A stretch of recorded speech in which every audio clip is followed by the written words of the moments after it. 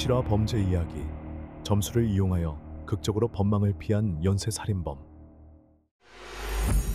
2024년 7월 15일 통산현 현장에서는 가장 위험한 살인범 중 한 명이 총살형을 당하면서 그가 저지른 끔찍한 범죄의 연쇄가 마침내 막을 내렸습니다.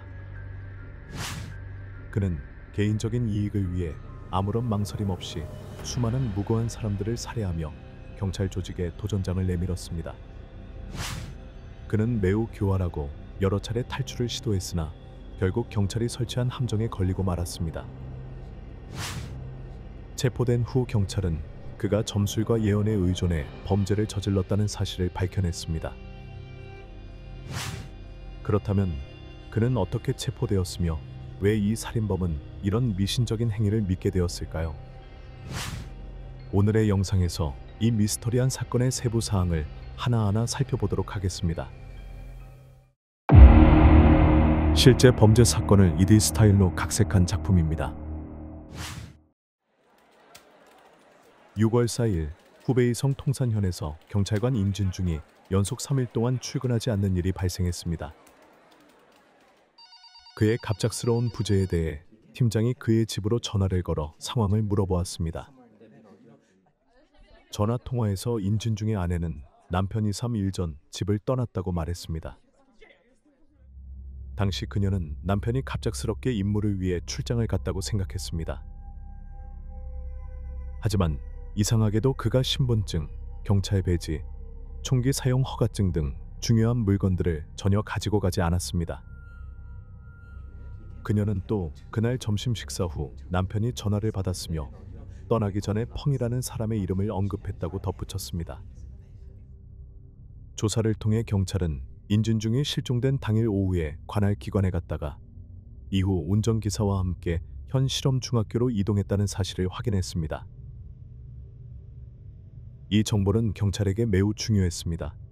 왜냐하면 임진중이 집을 떠나기 전 언급했던 펑이라는 인물이 바로 그의 중학교 시절 절친한 친구 커위펑이었기 때문입니다. 현재 커위펑은 그의 어머니 주씨와 함께 학교 캠퍼스 내에 거주하고 있었습니다. 경찰이 펑이 집을 방문했을 때 어머니 주씨가 문을 열어주었습니다. 그러나 주씨는 매우 신중한 태도를 보이며 많은 정보를 제공하지 않았습니다. 그녀는 아들이 헌안으로 돌아갔다고만 말하며 곧 강의를 해야 한다는 핑계로 대화를 중단하고 자리를 떠났습니다. 같은 날 오후 경찰이 다시 학교로 돌아갔을 때 주씨의 집은 외부에서 단단히 잠겨 있었습니다. 경찰은 주씨의 집 문 아래에서 한 통의 편지를 발견했습니다. 편지에서 주씨는 자신이 중병에 걸려 더는 살고 싶지 않으며 누구도 자신을 찾으려 하지 말라고 요청했습니다. 또한 그녀는 개인 자산 전부를 학교 측이 처리해 주길 바란다고 남겼습니다.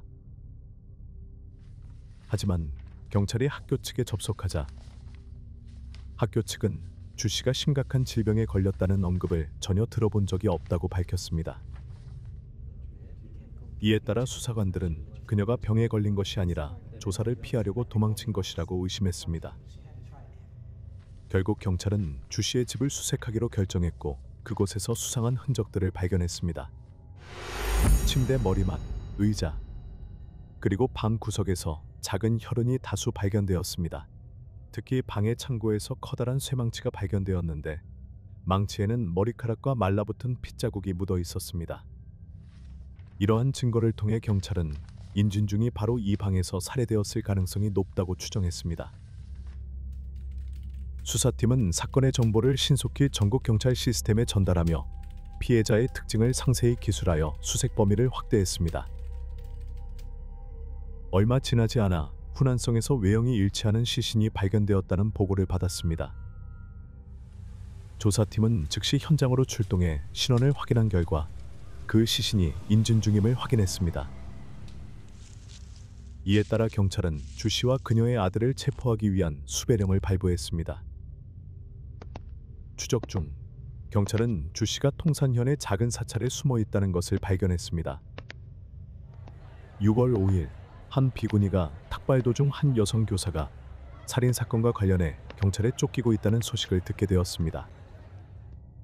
비군이는 이상한 점을 감지하고 경찰에 신고해 주 씨를 체포할 수 있도록 도왔습니다. 경찰서에서 주 씨는 6월 1일 오후 인진중이 커위펑을 만나러 집에 왔다고 진술했습니다. 일이 끝나고 집으로 돌아온 주 씨는 펑이 망치를 들고 친구를 살해하는 장면을 목격했다고 말했습니다.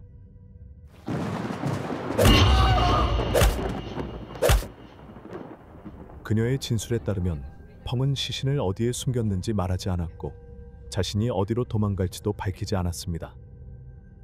그 후 두 사람은 매일 한 통화만 하며 상황을 공유했다고 덧붙였습니다. 이 상황에서 경찰은 커위펑을 체포하기 위해 모든 수사력을 집중했습니다. 하지만 그는 모든 연락을 끊고 흔적도 없이 사라져 추적 작업이 매우 어려워졌습니다. 그러던 중3 월 12일 아침 허난성 타워시에서 충격적인 살인사건이 발생했습니다. 사건은 샹산거리의 한 고급 저택에서 일어났으며 이 집은 기업가 콩잉하우의 소유였습니다. 그날 아침 8시경 집안에서 일하던 가정부는 갑작스러운 문 두드림 소리에 응답했습니다. 문을 열자 선글라스를 쓰고 검은 옷을 입은 젊은 남자가 서 있었습니다. 그는 짧게 콩 씨를 만나러 왔다고 말한 후 응답도 기다리지 않고 거실로 들어갔습니다. 가정부는 이상함을 느껴 따라가 그를 막으려 했으나 그 남자는 즉시 총을 꺼내 그녀의 머리를 향해 발사했습니다. 총격 후 그는 망설임 없이 층으로 올라가 자고 있던 콩잉하우 부부가 있는 방으로 향했습니다.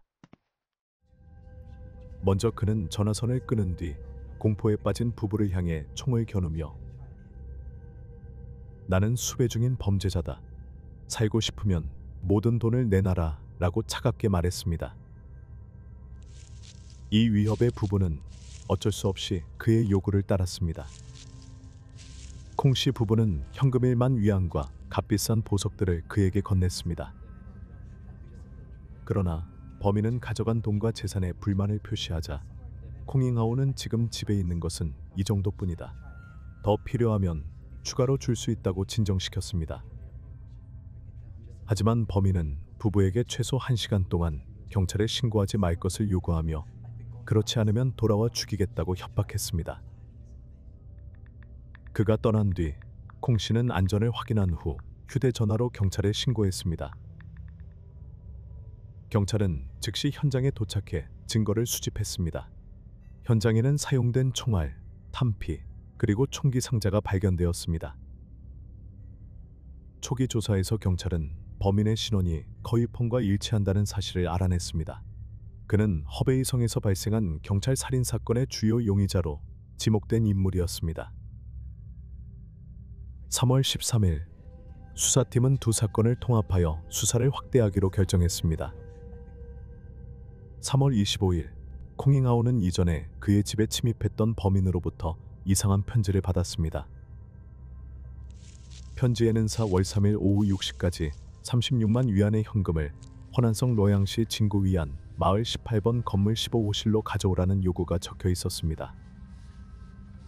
편지와 함께 15호실의 문을 열 수 있는 열쇠도 동봉되어 있었고 범인은 요구를 따르지 않으면 그의 가족 모두를 살해하겠다고 협박했습니다.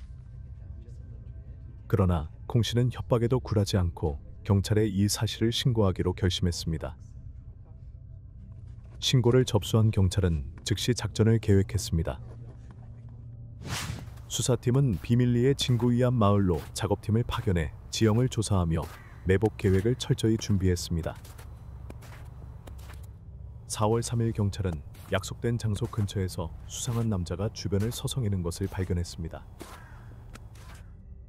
남자는 관찰 후 근처 25번 건물로 돌아갔으나 정오 12시 50분경 다시 마을 출입구로 걸어 나왔습니다.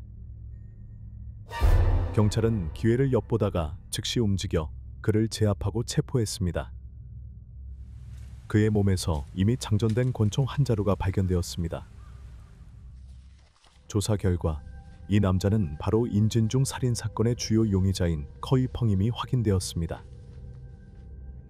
신문 과정에서 펑은 2건의 살인을 저질렀음을 인정하며 자신의 범죄 경로가 저우이에 대한 집착에서 시작되었다고 털어놓았습니다. 그는 중학교 졸업 후 대리석 공장에서 일하며 안정적인 급여를 받았지만 단조로운 일이 지겹다고 느꼈다고 말했습니다. 펑은 한날 누나로부터 남편이 외도 중일 수 있다는 의심을 듣고 도움을 요청받았습니다. 그는 누나의 남편을 추적하던 중 문이 잠기지 않은 집에 몰래 들어갔습니다. 그곳에서 옷장에 숨겨지니 10,000위안 이상의 돈을 발견하고 즉시 훔쳤습니다. 돈이 사라진 것을 알게 된 누나의 남편은 즉시 경찰에 신고했고 펑은 용의자로 의심을 받았습니다. 하지만 직접적인 증거가 부족해 그는 기소되지 않았습니다. 펑은 법적 추적을 피한 경험이 자신에게 항상 행운이 따를 것이라는 믿음을 심어주었다고 진술했습니다. 그는 이때부터 저우이를 통해 자신의 운명을 해석하고 잘못된 행동을 정당화하려 했습니다. 20,000위안의 거금을 훔친 후 펑은 월 몇백 위안을 받는 공장 일에 더 이상 의미를 느끼지 못했습니다. 그는 직장을 그만두고 집에서 점술과 저우이의 괴를 연구하는 데 시간을 쏟기로 결심했습니다. 2년간 독학을 한 후 펑은 저우이에 능통하다고 알려진 한 유명 도사를 찾아갔습니다. 학문에 대한 열망을 품고 그는 그 도사를 스승으로 모시고 싶다고 요청했습니다. 그러나 스승과 제자의 인연은 오래가지 못했습니다. 한 달 만에 도사가 노안으로 세상을 떠났기 때문입니다. 죽기 전 도사는 펑에게 점괘를 통해 그의 인생이 많은 풍파를 겪을 것이라고 예언했습니다. 그러나 28세가 되면 그의 삶에 큰 변화가 생기고 53세까지 행운이 따라다닐 것이라는 점괘는 펑에게 큰 영향을 미쳤습니다. 이 예언은 펑으로 하여금 자신의 운명이 이미 결정되었다고 믿게 했습니다. 그 후 5년간 펑은 20개 이상의 성을 떠돌며 다양한 일을 하며 생계를 유지했습니다. 하지만 그의 모든 행동은 28세가 되는 순간 운이 찾아올 것을 기다리기 위한 것이었습니다. 28세가 되자 그는 자신의 행운이 시작될 것이라고 믿으며 고향으로 돌아가기로 결심했습니다. 6월, 펑은 오랜만에 연락이 끊겼던 중학교 동창 인진중으로부터 갑작스러운 전화를 받았습니다. 진중은 6월 1일 오후 펑의 집에서 급히 만나야 할 중요한 일이 있다고 전했습니다. 그날 만남에서 진중은 본론으로 바로 들어가 8년 전 펑이 누나 부부로부터 10,000위안을 훔친 사건의 주요 용의자라는 새로운 증거를 확보했다고 말했습니다. 그는 경찰로서 펑에게 자수하여 법적 관용을 받을 것을 권유했습니다. 하지만 친구의 진심 어린 충고는 펑의 양심을 일깨우는 대신 그의 분노를 자극했습니다. 펑은 자신의 과거가 자신이 믿고 있는 예정된 밝은 미래를 망칠까 두려워했습니다. 분노가 극에 달한 펑은 제어할 수 없는 상태에서 부엌으로 달려가 망치를 집어들었습니다.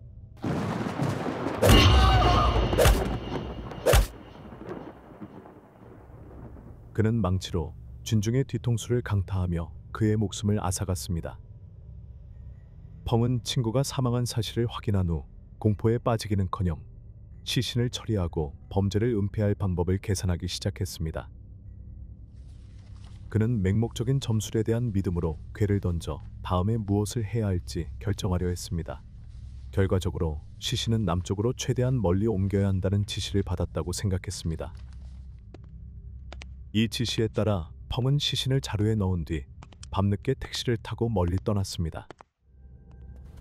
그 후 그는 후난성의 외딴 지역을 선택해 시신을 유기했습니다. 시신을 처리한 후 펑은 경찰의 추적을 피하기 위해 허난성으로 도망치기로 했습니다. 하지만 처음에 계획했던 대로 여자친구의 집으로 가지 않고 갑작스러운 계획 변경으로 기차를 타고 여러 성과 도시를 떠돌며 숨어 다녔습니다. 그러나 그의 마음속에는 항상 운명이 찾아오지 않는 이유에 대한 의문이 떠올랐습니다. 점괘에서 예언된 행운이 왜 아직도 나타나지 않는지에 대한 집착은 펑에게 대담한 생각을 떠오르게 했습니다. 그는 큰 금액의 강도 행각을 벌여 자신의 인생을 바꿀 계획을 세우기로 결심했습니다. 펑은 거액을 손에 넣으면 은둔 생활을 하며 미래에 대한 걱정 없이 살 수 있을 것이라고 믿었습니다. 이후 펑은 허난으로 돌아와 지역의 유명한 기업가 콩잉하오를 타깃으로 삼았습니다. 그는 재산이 1억 위안을 넘는 것으로 알려진 콩을 상대로 범죄 계획을 세우기 시작했습니다. 펑은 괴를 던져 완벽한 실행 시간을 결정했으며 그 결과 3월 12일 오전 8시가 최적의 시간이라고 결론지었습니다. 그는 콩잉하오의 집에 침입해 가정부를 총으로 쏘아 죽인 후일만 위안을 강탈했습니다. 이후 그는 사전에 준비한 대로 옷을 갈아입고 위장을 한 뒤 오전 10시에 자동차를 타고 현장을 떠났습니다. 이 시간 역시 점괘에 따라 미리 선택된 것이었습니다. 아무런 방해 없이 도주가 성공적으로 이루어진 것은 펑의 점술에 대한 맹목적인 믿음을 더욱 강화했습니다. 그러나 며칠이 지나자 그는 1만 위안으로는 은둔 생활을 오래 유지할 수 없다는 것을 깨달았습니다. 이에 따라 그는 강도 피해자인 콩잉하오를 상대로 협박을 시도할 계획을 세웠습니다. 또다시 괴를 던져 적합한 날짜와 금액을 결정했으며 4월 3일이 대기란 날이고 요구 금액은 36만 위안이어야 한다는 결과를 얻었습니다. 펑은 이 점괘를 철저히 신뢰하며 콩잉하오에게 돈을 가져오라는 편지와 숙소 열쇠를 동봉해 보냈습니다. 펑은 자신의 계획이 점괘의 지시대로 완벽하게 실행될 것이라고 확신했습니다. 그러나 그의 과도한 자신감은 결국 경찰의 함정에 빠지게 만들었고 그는 체포되었습니다. 체포 후 신문에서 펑은 왜 도주하지 않고 추가적으로 돈을 요구했는지에 대해 물음을 받았습니다. 그는 당황하며 상식적으로는 도망쳐야 한다는 것을 알았습니다. 하지만 왜 그런 행동을 했는지 저도 모르겠습니다. 아마도 점괘가 너무나 긍정적이어서 위험을 인식하지 못했을 겁니다. 라고 답했습니다. 이 답변은 그의 맹목적인 점술 신뢰와 더불어 사고와 행동의 통제 부족을 적나라하게 드러냈습니다. 구금 중에도 펑은 끊임없이 손금을 봤을 때도 제 운명에 죽음이 없었고 점괘도 항상 좋게 나왔습니다. 그런데 왜 이런 일이 일어난 걸까요? 라고 불평했습니다. 그는 자신이 과거에 다른 사람들에게 점괘를 던졌을 때 항상 정확했다고 주장했습니다. 하지만 자신에게 한 점괘는 전혀 맞지 않았고 이로 인해 일련의 잘못된 행동을 초래했다고 덧붙였습니다. 1999년 커위 펑은 살인, 강도, 불법 무기 사용 등 중범죄로 사형을 선고받았습니다. 7월 15일 형이 집행되면서 그의 삶은 끝이 났습니다. 그의 마지막 말은 깊은 후회를 담고 있었습니다. 그는 맹목적인 점술 신뢰가 저를 잘못된 길로 인도했고 저는 되돌릴 수 없는 죄를 저질렀습니다. 라고 말했습니다. 커위 펑의 이야기는 법적 처벌로 끝나는 것이 아니라 깊은 교훈을 남깁니다. 맹신과 탐욕에 사로잡히면 자신뿐만 아니라 주변의 무고한 사람들에게도 비극적인 결과를 초래할 수 있음을 경고합니다. 이 이야기를 끝까지 들어주신 여러분께 감사드립니다. 좋아요를 눌러주시고 채널 구독을 통해 새로운 사건 이야기를 놓치지 마시길 바랍니다.